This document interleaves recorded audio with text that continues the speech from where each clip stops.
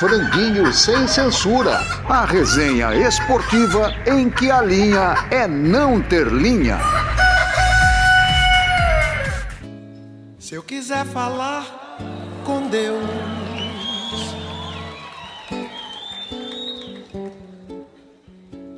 tenho que ficar a sós.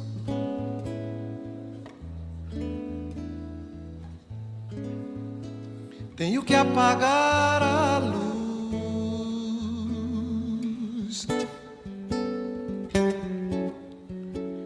Tenho que calar a voz.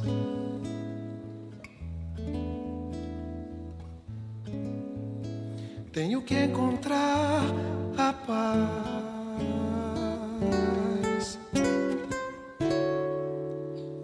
Tenho que folgar os nós dos sapatos, da gravata, dos desejos, dos receios. Tenho que esquecer a data, tenho que perder a conta, tenho que ter mãos vazias, ter a alma e o corpo nus. Salve Gilberto Gil, Deus fala com você. Só precisas respirar. Nosso poeta sempre foi e sempre será um imortal. Obrigado pela obra riquíssima que nos deu. E todos nós do Franguinho te escutaremos até o final. Galera reunida, vamos a mais um Sem Censura. Amalfi, Paulinho, Quartarolo, Alexandre e Daniel. Convidamos também Alberto Gaspar e Wilson Baldini Júnior para curtir juntos um programa que também quer falar com Deus. Amigo Amalfi e as tradicionais boas-vindas ao nosso convidado. Amigos, Franguinho 28 na brasa.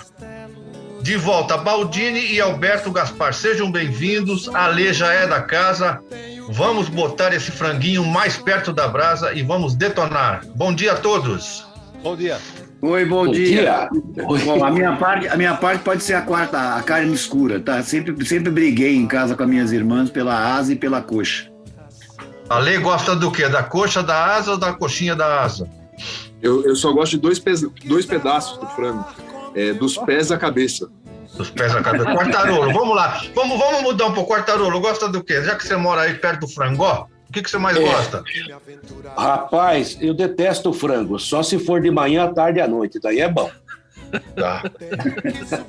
E você, Baldini? Quando meu pai era vivo, a gente comprava 2 franguinhos, né? Um era para ele e outro era para mim. A gente comia no almoço inteirinho, até o bico. A seleção brasileira está classificada para a Copa do Mundo do Catar 2022. O Brasil está matematicamente garantido entre os 4 melhores do continente, que dá uma vaga automática no próximo Mundial.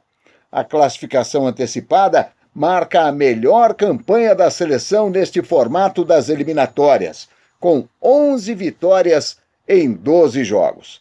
Sensacional, não é? E por que todo mundo anda desconfiado? Bom, gente, o Brasil está classificado. Eu acho que a partir de agora o Tite deve fazer alguns testes, buscar melhor formação para a Copa do ano que vem. O tempo não é tão longo assim, ele já deve ter um time na cabeça.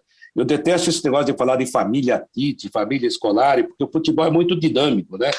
Mas eu acho que tem que ter uma base, isso é normal. Quando não tem, a gente reclama. Então, se você analisar a seleção hoje, o Everton, o Alisson e o Ederson são 11 homens do gol. Na lateral direita, eu acho que ele ainda está buscando. O Danilo não me agrada muito. Esse Emerson Royal até que jogou bem contra o Uruguai, até me agradou. Mas realmente não tem. Eu convocaria o Fagner. Tem gente que não vai gostar, mas para mim ele fez uma boa Copa lá na Rússia. E ainda está jogando, né? No meio da zaga, não tem dúvida, Thiago Silva e o Marquinhos, e mais 2. O Lucas Veríssimo dificilmente vai à Copa, porque vai ficar muito tempo parado. E a gente também não sabe se ele é jogador para a Copa, porque Depois que ele tomou banho de sal atravessando o Atlântico, que ele virou jogador de seleção, né? Mas de qualquer maneira, também já tomou um monte de gol da Alemanha, já sabe como é que é, né? Da do Bayern. Na lateral esquerda é outra incógnita. Eu acho que o Guilherme Arana é o melhor deles, mas ainda precisa de um reserva, né? Numa dessas, se o Felipe Luiz estiver jogando bem, futebol é momento, tem um mês só de Copa, eu levaria. Mas a gente nem sabe como é que ele está, ultimamente não tem jogado no Flamengo. No meio-campo, o Casemiro está garantido. O Fred todo mundo critica, mas para mim ele joga mais que o Gerson, né? Ele é um jogador mais agudo, ele faz passes mais em direção ao gol. O Gerson joga muito de lado e é muito lento realmente, para você ver a diferença do futebol brasileiro e europeu hoje. Lá ele não está conseguindo jogar, e no Flamengo era um gênio, né? Como esse André Pereira aí que veio para cá, agora está jogando muito. Vai lá, jogava. Era mais ou menos. Eu acho que o Lucas Paquetá está encontrando um caminho, não sei se ele suporta a pressão. O Felipe Coutinho é amor do Tite, mas para mim não serve mais. Na frente, Neymar, e precisa encontrar companheiros ou companheiro para ele. O Vini Júnior continua sendo uma incógnita para mim. Então ele está buscando, inclusive, um centroavante, se bem que no esquema dele o centroavante morre de fome. Mas acho que o Brasil fez o que tinha que fazer. A eliminatória do Brasil é aqui na América do Sul, é essa que ele tem que se classificar e tem que fazer uma boa Copa. Se você fizer uma boa Copa, você tem chance de ganhar a Copa.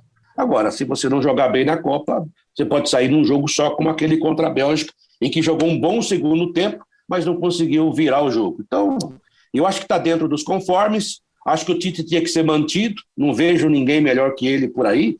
Ora é o Renato Gaúcho, ora é o Cuca, mas na verdade é tutti compagni, como diria meu velho avô. Não gosto dessa ideia, tem que trazer estrangeiro para dirigir a seleção, acho uma grande bobagem. A Argentina, as grandes seleções, as grandes escolas não vivem disso em termos de seleção. Não sei se a gente tinha que trazer um estrangeiro mesmo. Eu acho que os jogadores brasileiros jogam na Europa, então eles devem ter aprendido alguma coisa lá, eu espero. Não acho que vai ganhar a Copa do Mundo, mas ganhar a Copa do Mundo não é fácil para ninguém, nem para a França. Gente, vocês não acham que esse formato foi criado aí, de 18 jogos? Porque eu lembro que em 70 o Brasil classificou no último jogo contra o Paraguai, depois, agora em 2002, aquele jogo lá de São Luís dramático, que o Luizão fez 2 gols. Não acho que esse formato de 18 jogos foi feito para classificar Brasil e Argentina e para ganhar uma grana? Com certeza. Certeza. Provavelmente, né? Eu acho muito chato 18 jogos para o Brasil se classificar para ir para a Copa, pelo amor de Deus, não dá para aguentar. Tem certos jogos que eu durmo, eu não consigo. Ainda mais depois da lista que o Quartarolo apresentou, ele falou de todos os nomes aí, rapaz. Só tem o Neymar, né, de fora de série. Antigamente não, algum tempo atrás aí tinha uns 3, 4, né? Agora é o Neymar só e olha lá, né? E todos os jogadores são conhecidos exatamente pelo que o Quartarolo falou, jogam todos na Europa. Então, os truques deles, que já não são grandes, são bem conhecidos por todo mundo, né? E eu acho que são burocráticos, né? E o Tite também não ajuda, né? Criando alguma coisa diferente, né? Parece um time muito... Eu acho um time muito previsível, sinceramente. Aí você, no jogo lá com a Colômbia, tem uma jogada... aí que tá, ele não cria condições para ter mais jogadas como aquela, né? Aí uma jogada sai um gol. Uma jogada belíssima, né? O Neymar brilha, o outro chega, bate pro gol, acabou. Né, o Marquinhos começa a jogada, então agora, em geral, é muito pouco, né? Dá um desânimo danado e dá a impressão que quando pegar um time bem armado dos europeus lá, como tem sido nas últimas Copas todas, já era, né? Não dá para ficar muito animado, não. E esse papo de não, classificou pela primeira vez na história, classificou com antecedência e não sei o quê, porque jogou antes, porque um monte de time da Europa lá jogou no dia seguinte e classificou também. E uma coisa, né? Um toque do Neymar quebrou as linhas. Quebrou as linhas. Né? O último técnico que teve chance de mostrar alguma coisa nova numa Copa do Mundo, surpreendeu o mundo, foi o Dunga, que não levou Neymar e Ganso em 2010, né? Foi mesmo. Ô, Valdir, só para aproveitar rapidinho, só para o Quartarolo, né, o que ele falou deveria ser o correto, que futebol é momento, né, para ir para a seleção, mas isso não acontece. Futebol, na verdade, é um cartão de milhagem na seleção, cara.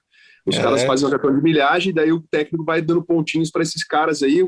Bom, esse é o exemplo, né? 2010, o Ganso deveria ter ido para a Copa, o Neymar deveria ter ido para a Copa pelo momento que eles viviam. E nitidamente, Felipe Coutinho tá na seleção por quê? Nitidamente não é momento. É como o Quartarolo disse, é amor do Tite, acha que vai recuperar o jogador. Recuperar o jogador na seleção brasileira? Na Copa. Isso é função do clube, isso é função de outra pessoa. Na seleção, não. Na seleção tem que os caras que estão vivendo o melhor reserva no Barcelona, né? No Barcelona de hoje, assim, né? Deveria ser assim, mas não é. E ele nem quebra as linhas. Nem quebra as linhas. Não quebra as linhas e o Lucas Paquetá fez o gol porque trocou o pé. Bateu de direita. O birimbau.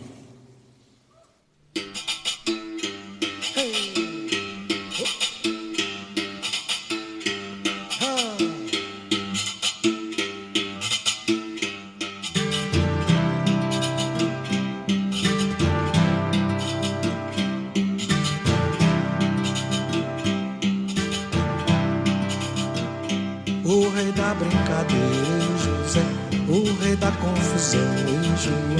Um trabalhava na feira, e José, outro na construção, e João. A semana passada, no fim da semana, João resolveu não brigar. No domingo de tarde saiu apressado e não foi pra Ribeira jogar capoeira, não foi pra lá. Pra Ribeira foi namorar. Bola no Canto, a música do futebol. Meio de campo, um samba do imortal de fato e agora imortal de direito Gilberto Gil. Esse samba narra um diálogo do genial Gilberto Gil com Afonsinho, um jogador que na década de 70 ousou deixar crescer a barba e o cabelo e ousou não cortar a barba e o cabelo quando foi determinado pelo Botafogo. Prezado amigo Afonsinho, eu continuo aqui mesmo, aperfeiçoando o imperfeito, dando tempo, dando jeito, desprezando a perfeição, que a perfeição é uma meta defendida pelo goleiro que joga na seleção. Eu não sou Pelé nem nada, se muito for eu sou um tostão. Afonsinho foi afastado do clube, entrou na justiça e ganhou o passe livre. Aperfeiçoando o imperfeito, dando tempo, dando jeito, desprezando a perfeição, que a perfeição é uma meta defendida pelo goleiro que joga na seleção. Eu não sou Pelé nem nada, se muito for eu sou um tostão. Fazer um gol nessa partida não é fácil, meu irmão. Depois do Botafogo, jogou no Santos, Olaria, Flamengo e outros clubes. Um símbolo de libertação entre os jogadores. Afonsinho serviu de exemplo para muitos que vieram depois dele e muitos contemporâneos. Paulo César Caju, Sócrates, Casagrande, Vladimir, entre outros. Prezado amigo Afonsinho, eu continuo aqui mesmo, aperfeiçoando o imperfeito, dando tempo, dando jeito, desprezando a perfeição, que a perfeição é uma meta defendida pelo goleiro que joga na seleção. Eu não sou Pelé nem nada, se muito for eu sou um tostão. Prezado amigo Afonsinho, eu continuo aqui mesmo, aperfeiçoando o imperfeito, dando tempo, dando jeito, desprezando a perfeição, que a perfeição é uma meta defendida pelo goleiro que joga na seleção. Eu não sou Pelé nem nada, se muito for eu sou um tostão. Fazer um gol nessa partida não é fácil, meu irmão. Este samba de Gilberto Gil é puro veneno. Então, hoje no Bola no Canto, meio de campo, um diálogo entre Afonsinho e Gilberto Gil. Prezado amigo Afonsinho, eu continuo aqui mesmo, aperfeiçoando o imperfeito, dando tempo, dando jeito, desprezando a perfeição, que a perfeição é uma meta defendida pelo goleiro que joga na seleção. Eu não sou Pelé nem nada, se muito for eu sou um tostão. Franguinho Repórter, uma entrevista chapa quente. Afonsinho ficou 8 meses encostado no Botafogo com o contrato suspenso. A diretoria alvinegra decidira impedi-lo de treinar enquanto não retirasse a barba e os cabelos compridos. Afonsinho resolveu, então, deixar o clube e pediu a liberação do seu passe. Os cartolas do Botafogo negaram e o jogador recorreu ao Superior Tribunal de Justiça Desportiva. A partir daí, juntamente com seu pai, um ex-ferroviário que se formara em Direito, partiram para garantir o seu direito de trabalhar. Mais tarde, com a ajuda de outro advogado, Rui Piva, e de Rafael de Almeida Magalhães, conseguiram o passe livre no Superior Tribunal de Justiça Desportiva. Afonsinho, você foi o primeiro jogador a ganhar passe livre. Isso foi nos anos 70, época barra pesada. Quem foi o responsável pelo seu litígio com o Botafogo e qual o motivo para essa queda de braço? Bom, talvez tenha sido o primeiro jogador a conquistar o passe livre na justiça no mundo mesmo, né? Porque depois, quando o Bosman, o jogador belga, conseguiu lá na Europa, aí o passe foi abolido lá, né? Que era a Comunidade Europeia, acabou no lugar, acabou de instituir a multa rescisória e pronto, acabou o problema. Porque até hoje ainda não aconteceu direito aqui, apesar de ter sido abolido aqui também já há um bocado de tempo. A questão lá foi que eu já tinha deslanchado a minha carreira, estava valorizado e acabei sem poder jogar com regularidade, o que em princípio não haveria problema.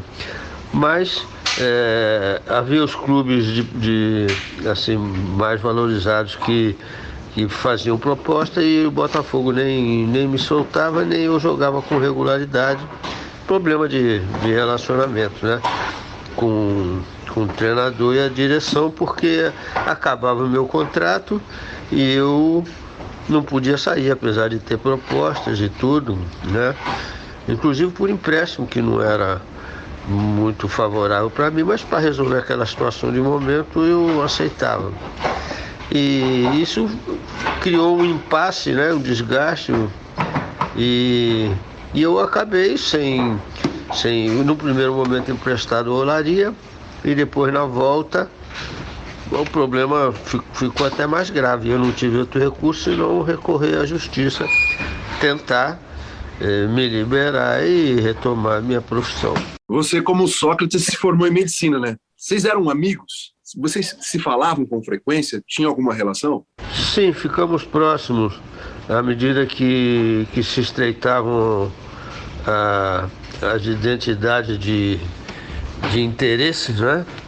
E também por aquela questão de ser um período de ditadura e de a gente ter interesse nas questões sociais.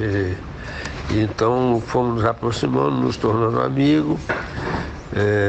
Ele ajudou também aqui um programa que a gente tinha para o jogador sem clube, né? Quando agora ele era contratado da Topper e ajudou lá com o material no programa que a gente fez para manter a atividade do jogador sem contrato, e fomos cada vez mais próximos. Afonsinho, você livrou os jogadores do futebol brasileiro de uma lei quase que escravagista. Você se sente devidamente reconhecido pelas gerações que te sucederam? Me sinto sim. Não tanto pelos jogadores, porque é muita fantasia, mas isso não é um problema maior. Cada medida que o tempo foi passando, cada vez mais, até hoje, parece que sempre, tem sido valorizada a minha posição naquele momento em favor da liberação desse vínculo de caráter extravagista mesmo, né? Então, você vê, prova disso é nós estarmos conversando aqui, a essa altura, né, faz já não sei quantas décadas que eu parei de jogar, e cada vez mais tem sido demonstrado um interesse por essa questão, né? Pelo seu envolvimento de uma maneira geral. Os jogadores, a mim me resta uma brincadeira, que eu digo agora que o jogador tem lancha, avião, helicóptero, não sei o que lá, eu digo, mas não tem problema não, que Ronaldinho, Ronaldão, Romário, Neymar, todo mês eles botam um envelope embaixo da minha porta. E foi difícil levar a carreira com passe, porque não existia essa prática, né? E à medida que a idade avança, vai ficando cada vez mais complicado. Mas as minhas grandes vitórias foi ter conseguido levar a minha carreira até os 35 anos, jogando em clubes de primeira linha. Então, eu me sinto satisfeito de poder ter me livrado e ter colaborado para os meus companheiros de profissão. Ainda durante o meu trajeto de jogador com passe livre, o que foi mais interessante foi a incompreensão de alguns poucos. Geralmente eram jogadores que dependiam muito do clube, né? Uns 2 ou 3, que não viam com muita simpatia, mas era uma visão muito curta, porque como eu passei a ganhar mais, né? Porque além do salário normal, do padrão do clube, eu tinha o aluguel, entre aspas, assim, né? do passe. E então algum jogador assim de uma visão mais estreita achava que era um jogador ganhando mais no elenco. Algumas dificuldades desse tipo assim, mas que nem arranharam nem nada. Inclusive com alguns assim que não compreendiam, eu tenho amizade, sem problema. Afonsinho, você chegou a conversar com o João Saldanha sobre suas atitudes no Botafogo e se conversou, o que ele te disse? Em relação ao João Saldanha, que eu penso que seja a cabeça mais lúcida, né? Fora dos jogadores assim, que para mim foi o Didi, né? Eu até tenho curiosidade, assim, acho legal analisar se seria possível existir um Garrincha e um Pelé na magnitude que foram, se não existisse um Didi, que era o cérebro daquela geração de 58, 62, né? É evidente que ali os caminhos eram traçados pelo Didi. E o Saldanha, eu penso isso dele, eu acho que o mais lúcido analista de futebol, né? A participação dele como técnico da seleção volta a confirmar isso, né? E então muito claras as análises dele, do João Saldanha. Pessoalmente eu não tive tanto contato, alguma coisa, ele já era, né, jornalista ou período de técnico da seleção. Quando eu fiquei no Botafogo no período de 65 a 70, e ele não frequentava o clube assim, né, com assiduidade. Tinha o trabalho dele, outras coisas, e as coisas lá do Botafogo, né? Acho que já a participação dele efetiva, assim, bem próxima do futebol, das pessoas internas do Botafogo, acho que já não eram tão intensas. Mas sempre tive uma aproximação grande e, mais do que tudo, uma admiração sem conta. Afonsinho, qual que é a sua relação com o futebol atualmente? Você acompanha os campeonatos aqui no Brasil, na Europa? A minha relação com o futebol atualmente é a seguinte: eu nunca deixei de atuar com o futebol, nunca, né? Mas a minha atividade principal foram projetos de caráter social, né? O futebol, assim, como forma de auxílio nas questões sociais, né? ONGs e outras atividades, sempre eu estou trabalhando com futebol. Uma incursão ou outra muito rara no esporte profissional, Isso sim, eu fico perguntando assim, né? Por que eu não teria trabalhado em outras áreas ligadas ao esporte, ao futebol no nosso caso. Mas a relação é compreensível, né? Além da minha atuação como jogador não ser muito simpática à cartolagem, também eu me dediquei à medicina e fica essa imagem, as pessoas, né? Mas eu nunca deixei de atuar, como faço isso aqui em Paquetá, com a garotada, com o clube que tem aqui, o único campo, né? Basicamente isso. Afonsinho, prazer falar com você, hein? Alberto Gaspar. A pergunta é, como você contaria sua própria história para os jovens de hoje, hein? É isso, o que é um jogador, né? Quanto melhor é o jogador, assim, no aspecto criativo, é porque é mais intensa dentro dele a paixão pela bola. A bola é essa coisa mágica, né? As possibilidades da bola, elas fascinam o homem, né? E a gente se apega àquilo com uma paixão mesmo e leva a vida atrás da bola, como são os jogadores, né? Em todos os níveis. Quanto mais apaixonado, melhor é o jogador. Agora, o futebol profissional faz seguindo a sociedade como ela é organizada em cada momento da vida, né? Como hoje nós estamos vivendo dessa forma, né? Eu, como sonhador, eu sonho com o tempo que o futebol venha a ser misto, entendeu? Misto, isso aí cada vez se aproxima mais da qualidade do chamado futebol feminino, né? E também baixar essa supervalorização da questão física. A questão física é meio assim como a concentração também, né? No futebol é uma coisa, concentração é um negócio complicado. Então qual seria a forma? Ao invés de o cara ir aumentando o dia de concentração para poder ser melhor do que o adversário, um dia concentra um dia, aí o outro concentra 2, aí o outro concentra 3.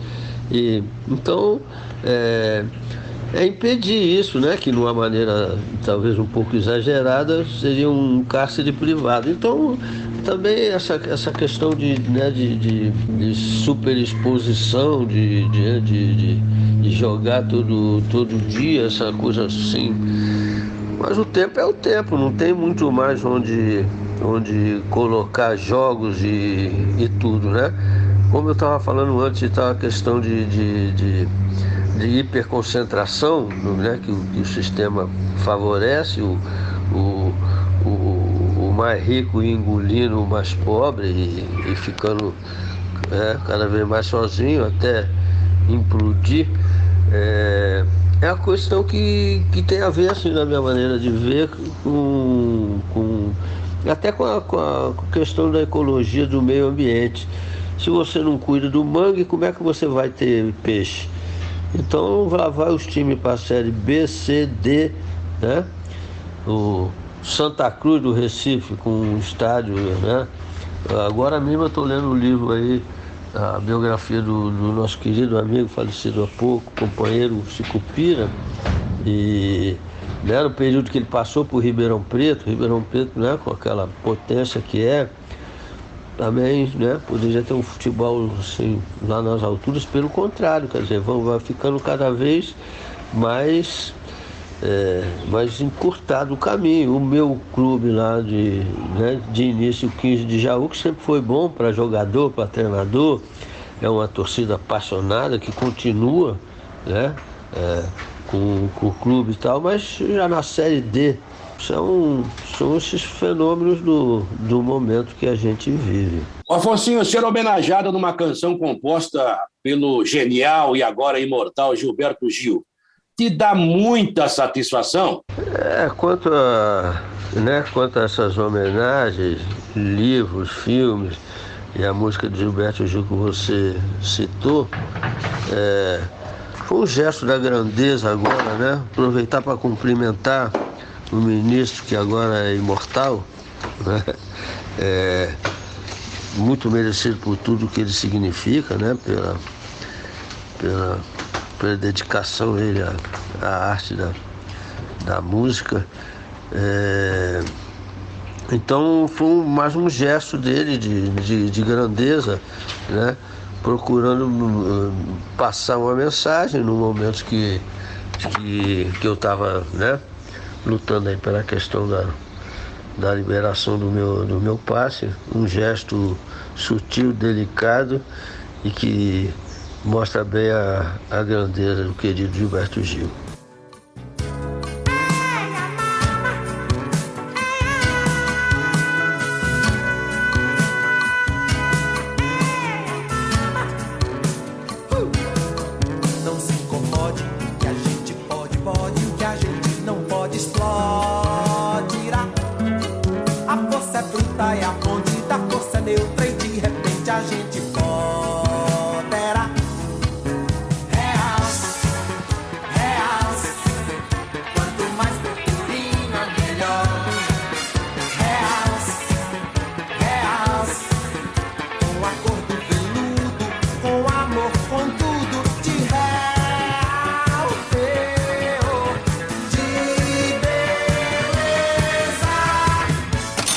Quem pede tem preferência.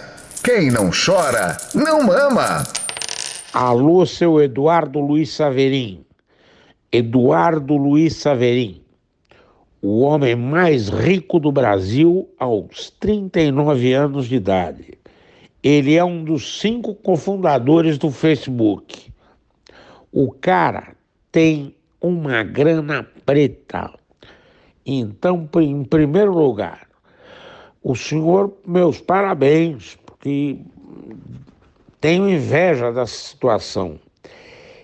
Mas é uma inveja branca, não desejo o seu mal, não. Desejo o seu bem. Nós desejamos o seu bem para o senhor vir investir no franguinho. Passa aqui no Ipiranga para a gente comer um franguinho e discutir essa parada, tá? Tá convidado. 2 ou 1. 3 craques, mas só pode levar um. Cerezo, Veron ou Pirlo? Putz, grilo, hein? Caramba, Cerezo, Veron ou Pirlo? Pô, Cerezo. Por que, meu amigo? Por que Cerezo? Não estou questionando, só que eu quero uma justificativa, porque os 3 são monstros. Então, eu na dúvida, mas os 3 são mesmo. Mas o Cerezo, sabe qual Cerezo eu gostava? Do Atlético Mineiro, né? Aquele de 77. Era peladeiro, mas eu achava ele melhor do que o Cerezo de final de carreira, que veio para o São Paulo, que jogou na Itália e tal. Aquele de 77, talvez porque ele jogasse do lado do Reinaldo, do Éder, né? Do pessoal, não era o Éder, o Paulo Isidoro, né? Paulo Isidoro, Reinaldo. Talvez aquele time de 77 ajudasse o Cerezo. Eu era garoto e adorava ver o Cerezo jogar. Depois de 82 não gostei tanto. Rapaz, Cerezo, Verão ou Pirlo, embora teoricamente a gente olhando possa parecer que são jogadores defensivos, né? Mas na verdade eles faziam todas essas funções que hoje seriam modernas, sabe? Chegavam na área, iam botar, box to box, entendeu? Quebrava as linhas. Quebrava as linhas, Era um cara que quebrava as linhas. Era um caso que acreditavam, né? Eu duro que o cara que fala isso hoje não quebrava as linhas. Inclusive foi motivo de... Teve muita contusão, coitado. Cerezo ótimo, Verón extraordinário, mas eu adorava ver o Pirlo jogar, viu? Oh, craque, né? Eu vou de Pirlo. Bom, gente, eu vou falar uma coisa para vocês. Eu, a trabalho, vi o Pirlo no campo e vi, como torcedor, o Cerezo no campo. O Verón, infelizmente, não consegui ver no campo.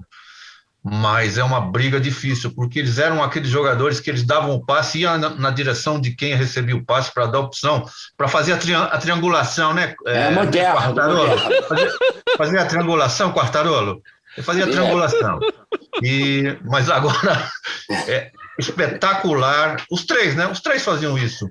Quem escolheu isso, hein? Quem fez essa escolha? Fui eu. Olha, parabéns. Eu ia colocar o Iniesta, mas aí eram 4, aí ia ficar pior. Aí é sacanagem, né?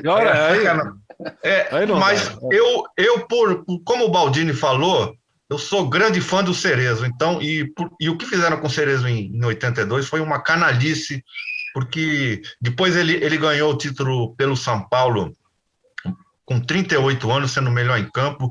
Ele botou a Sampdoria nas costas, ganhou um título italiano quando a briga era de 2 pontos, não era de 3, então a vitória valia 2 pontos. Eu vou de Cerezo, como disse o Mauro Betting aqui, por um cromossomo, entre os outros dois, por um cromossomo. Posso falar? É o seguinte, o Cerezo, por vários motivos, até pelo Mundial, em que ele também ainda conservava alguma coisa de peladeiro, né? Quando ele ganhou o Mundial lá pelo São Paulo. Então, Cerezo, né? Porque é uma coisa, o prazer de vê-lo jogar era imenso, assim como os outros, né? O Pirlo, né? O que é aquilo, né? Que jogador, né? Agora, e o Verón, nem se fala, né? Também, tremendo jogador, né? Eu lembro que eu morei na Argentina, cheguei a escrever até um artigo numa revista argentina, lá, a convite de um amigo meu, argentino, e eu lembro que aquele time de 2002 da Argentina, a brincadeira que eu fazia, meio escrota, era o seguinte: a Argentina tá mal, tava uma crise econômica danada, vamos invadir, anexar, pegar o time deles, botar a camisa amarela, ganha a Copa e depois a gente devolve o país, desocupa, né? E veja o que aconteceu, eles saíram na primeira fase, né, tomando um cacete danado, e o Brasil foi campeão. Olha como são as coisas. Mas Cerezo, sem dúvida, São Cerezo. Eu vou de Verón, porque eu acho que ele mandava muito na Argentina durante mais de 10 anos como titular da Argentina, jogou nos maiores times. Você não está confundindo com o Perón? Mandava literalmente era o Perón, ou com a Eva. E eu acho, assim, o estilo de jogo, né? Acho que é um cara raçudo, assim, me encantava ver ele em campo. Mas claro, os dois outros, né? O Pirlo tinha o negócio do passe em longa distância que era muito bonito de ver. O Cerezo que foi longevo, né? E conquistando, jogando em alto nível por muito tempo, né? A briga é bem difícil, mas eu vou de Verón. Agora, quem não gosta do Verón, viu, Amalfi? É o Ramírez, né? Que jogou no Palmeiras, né? Não gosta, né? Nem a torcida do Cruzeiro gosta, porque... Lá em Buenos Aires ele deu uma porrada no Verón, o Verón depois do jogo falou assim: todo bien, isso se acaba em partido, não há problema, você queda na cancha. Primeiro minuto em Belo Horizonte ele arrebentou o Ramírez, que sumiu do jogo. A torcida do Cruzeiro naquele final da Libertadores, né? Ganhou o jogo, né? Ganhou o jogo naquela entrada. Sim. Lá em Belo Horizonte ele chegou com um choripã sem pão, só linguiça.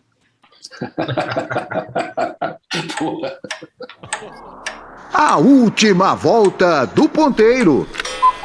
Faz a tabela para Garrincha, saiu livre, penetrou, atenção, está no prolongamento da pequena área, agora bloqueada, apontou, gol!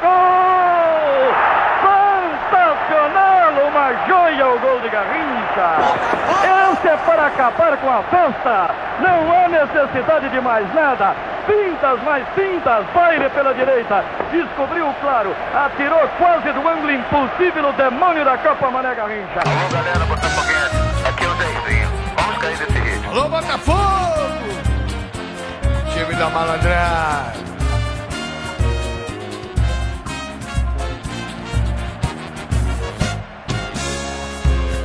Botafogo, Botafogo, campeão desde 1910. Amigos, que coisa, hein? Tem coisa que só acontece com o Ibis e com o Botafogo. Os dois subiram. O Ibis subiu para a primeirona do Pernambucano 2022 e o Botafogo, eu não vou falar essa frase que todo mundo diz, voltou para o lugar de onde nunca deveria ter saído. É horroroso falar essa frase, né? Mas o Botafogo voltou ao Série A. O que vocês acham? Primeiro do Ibis e depois do nosso querido Botafogo campeão desde 1910. O Ibis vai sofrer com essa volta, né? Essa subida aí. Porque não é o lugar dele, né? Se você está brincando que o Botafogo voltou para o lugar dele, o Ibis está indo para um lugar que não é dele. A história do Ibis mostra que ele tem que ficar onde estava, lá, para ser o pior time do mundo, para conseguir tudo que ele já conseguiu aí, agregando a seu marketing. Mas enfim, alguém tinha ambição lá no Ibis que deve ter investido em alguma coisa. Será que vai deixar de ser o pior time do mundo a partir de agora ou vai continuar sendo, só que agora com mais vitrine na Série A? Sobre o Botafogo, foi um investimento. O Botafogo fez tá fazendo, né, uma boa campanha na Série B.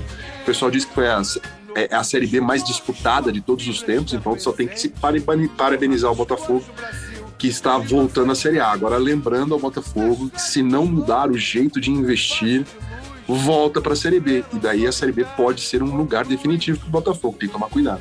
Posso falar? É o seguinte, eu lamento muito que mais uma tradição do futebol brasileiro seja derrubada, que é o Ibis ser campeão de alguma coisa, né? Então, fico triste por esse lado aí, enfim, mas falando sério, quer dizer, que eles consigam realmente quebrar essa tradição, no fundo, né? De repente aparece uma coisa muito diferente mesmo pra gente comentar em relação ao Ibis. Só faltava eles irem bem na Série A, né? Agora, quanto ao Botafogo, é aquilo, é um time que eu nunca consegui torcer contra, a não ser jogando contra o meu, é claro. Porque não adianta, Pelé e Garrincha, pra mim, quando eu olho a camisa do Botafogo, não dá. Eu sempre torço muito pro Botafogo, né? E fico feliz a beça, que imagina o Botafogo lá em cima. E no ano que vem a gente vê o que acontece, né? E eu fico preocupado com o meu time cair, aí com medo de cair para a Série B, porque realmente é uma Série B, de qualquer maneira, ela vai, mesmo com o Botafogo subindo, o Curitiba subindo, isso aí vai ser muito difícil também no ano que vem, né? A Série B virou um balaio aí, um caldeirão difícil de sair depois que você entra nele, né? Bom, olha, eu queria dar um abraço aos botafoguenses, porque é muito legal quando um time tão tradicional, tão importante como o Botafogo volta, e quando volta no campo, outra vez no campo, que é muito legal. A vida é assim mesmo, sobe e desce, mas dentro da legalidade. Eu achei muito legal. O Anderson Moreira passou por tantos problemas esse ano, técnico, até problema de saúde, falavam que ele não ia voltar a trabalhar, voltou, conseguiu juntar o time do Botafogo, já subiu, o Curitiba também subiu, que é outro time tradicional, é verdade. Tem tantos times aí que estão, e que aí sim eu acho que não é o lugar deles na Série A. Não vou discutir, o torcedor tem que torcer, não fique magoado comigo, mas Curitiba e Botafogo na Série A eu acho que é o lugar deles mesmo. Agora, eles também fizeram tudo para cair. Então, eu fiquei muito feliz com a volta do Botafogo. Olha, Gaspar, quando você fala Pelé e Garrincha, né, se a gente lembrar que esses caras nunca perderam um jogo juntos, né? É fácil você entrar em campo e olhar do outro lado. Pelé e Garrincha, hoje eu não vou ganhar, né? Era um negócio absurdo. E tem um jogador que é histórico no Botafogo e que eu acho subestimado no futebol brasileiro, que é o Didi. Todo mundo fala do Botafogo. O Didi era um negócio assim extraordinário, né? O Gerson vive falando aí que era gênio, mas o que o Didi jogou de bola, pelo amor de Deus. Tanto é que foi bicampeão do mundo, né? E também como técnico do Peru, depois aquela grande geração de 70, o Titia que montou, foi um negócio excepcional. E sobre o Ibis, há pouco tempo conversei com o presidente do Ibis, lá no Futebol em Rede, e ele estava brincando que se o Messi não fosse para o PSG, a proposta já estava pronta para o Messi. Quer dizer, esse é o Ibis que a gente conhece, entendeu?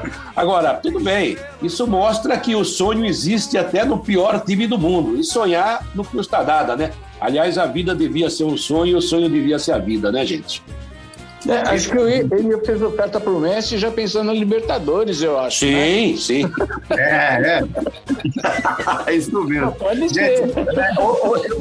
Eu queria falar outro dia, até esqueci, o Gaspar perguntou, o João Quartarolo falou do Didi, né? Que quem seria o Cartola, né? Acho que o Cartola seria o Didi. Eu até falei que Cartola seria o Didi e o Ademir da Guia seria o Paulinho da Viola. Enquanto ao Ibis, dizem que a freguesia do nosso querido Mauro Shampoo vai aumentar muito, né? Porque todo mundo vai querer cortar o cabelo na barbearia do melhor jogador da primeira divisão do Pernambucano. E o Botafogo, eu quero dizer uma coisa, é o escudo mais bonito do mundo. O pessoal da Moca, eu achava que era do Juventus, mas o escudo do Botafogo é o mais bonito do mundo. Não dá para torcer contra nunca, eu não consigo, assim como o Santos, né? Não dá para torcer contra, assim. Obrigado. Aí vai deixar de ser a estrela solidária, ou melhor, solitária, e agora é a estrela solidária, todo mundo gosta dele, né? Agora, amigos, mudando de assunto, Gilberto Gil foi eleito essa semana para a Academia Brasileira de Letras. O que vocês acham? Mais um imortal, um genial compositor e agora imortal da Academia Brasileira de Letras. Não, o Gilberto Gil é o seguinte, né? Eu sempre tive isso na minha cabeça, que existe o panteão dos heróis, né? Dos deuses da música brasileira, e que tem lá em cima, todo mundo fala, Chico ou Caetano, né? É mais ou menos a competição, né, na cabeça das pessoas, né? E o Gil meio como se ficasse ali no terceiro lugar do pódio, talvez junto com o Milton Nascimento, né? Agora o Gil é uma coisa tão merecida ele ser eleito para a Academia Brasileira de Letras, não só pela mudança que esse tipo de homenagem ou de posto tem recebido ultimamente, né? Que mudou, né? Pô, é lugar para Fernanda Montenegro. O Bob Dylan ganhou o Prêmio Nobel de Literatura, né? Existe essa saudável, né, mudança na maneira de ver as coisas. Agora, em relação ao Gil, quer dizer, eu acho que ele é um cara muito superior, assim, em várias coisas, né? Principalmente, quer dizer, apesar de ser um cara tão cerebral, né? Eu lembro que eu fiz uma entrevista com ele uma vez sobre um assunto e eu não conseguia tirar uma resposta óbvia e bobinha para caber num VT da TV, entendeu? Porque ele era profundo demais e cada vez que ele falava uma coisa, logo depois ele meio que desmentia e dava uma outra alternativa, que aquele cara altamente dialético, né? Inteligente demais, né? Mas, por outro lado, eu acho que eu tenho para mim que ele é um cara que, talvez, de todos eles, é o cara que mais me emocionou em determinadas fases da vida com determinadas músicas, né? Seja quando o Jânio ganhou a eleição aqui em São Paulo, ele fez a música da Freguesia do Ó. Seja, por exemplo, numa época que eu me separei e que ele fez o Drão, que era uma coisa que me levava praticamente às lágrimas, né? Aquela coisa de tem que morrer para germinar, essa coisa. Então, ou quando um cara que eu não sou muito religioso, se eu puder falar com Deus, que me fez pensar demais, sabe? Então é um cara que é imenso. Se bobear, ele não devia estar no terceiro lugar do pódio, ele está lá em cima mesmo, né? E que coisa boa. Tomara a Academia Brasileira de Letras tome outras atitudes como essa, porque o Brasil merece. Bom, gente, o Gilberto Gil, só por essa música da Freguesia do Ó já me toca, né? Do moro aqui. Agora, brincadeira à parte, realmente ele é muito bom.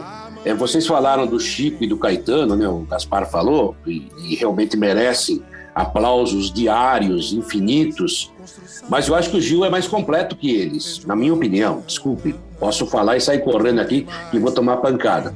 Mas eu acho que o Gil é mais cantor que eles. O Gil, como cantor, é excelente. É muito mais afinado, é muito mais agradável ao ouvido. O Chico a gente ouve porque ele é tão bom, que ele acaba te convencendo que ele sabe cantar. Mas ele não tem uma voz tão bonita, né? Então ele realmente é genial nisso. É aquele cara que não sabe fazer e faz tão bem que é gênio, né? E o Caetano Veloso é um ótimo cantor, um cara afinadíssimo, mas tem uma voz pequena. E as letras dele também são fantásticas. Mas o Gil é mais completo. A voz do Gil é um negócio assim extraordinário, é uma voz divina, eu acho, né?